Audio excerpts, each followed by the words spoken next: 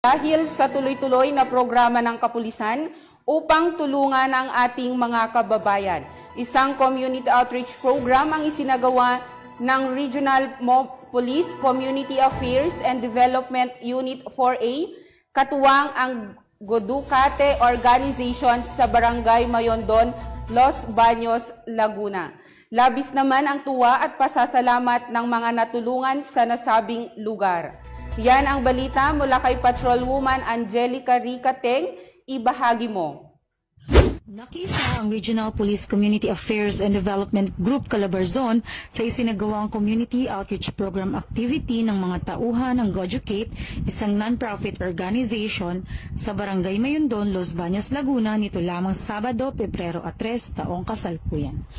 Ang nasabing aktibidad ay pinangunahan ni na Police Major Noel P. Valdez, Chief Community Affairs Section at Ms. Melissa Escaniola, Director ng GoFeed Program, katuwang ang mga kapulisan ng RP-CADU 4A. Sa aktibidad na ito ay nagkaroon ng palaro, pagbabahagi ng kaalaman patungkol sa mga uri ng masusustansyang pagkain na tinalakay ng tauhan ng RP-CADU 4A at feeding program para sa 30 bata na underweight na may edad 6 hanggang 12 taong gulang.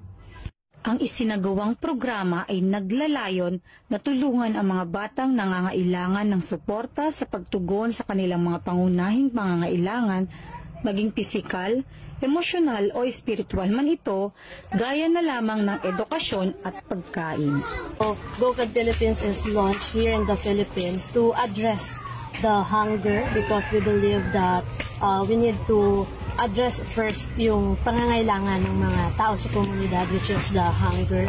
So by providing 3 supplementary meals every week, we can address the many issues we have in the community. So in our feeding program, we focused on providing meals, but behind that we focus also on 3 main concepts, which is providing education for our kids to, of course, help addressing the educational poverty of the Philippines. Ang pambansang pulisya ay lalo pang pagtitibayin ang ugnayan sa komunidad upang makapaghatid ng serbisyo at tulong sa mga taong lubos na nangangailangan. Ang pagtutulungan ng kapulisan at iba pang organisasyon ay susi sa isang ligtas at maunlad na komunidad.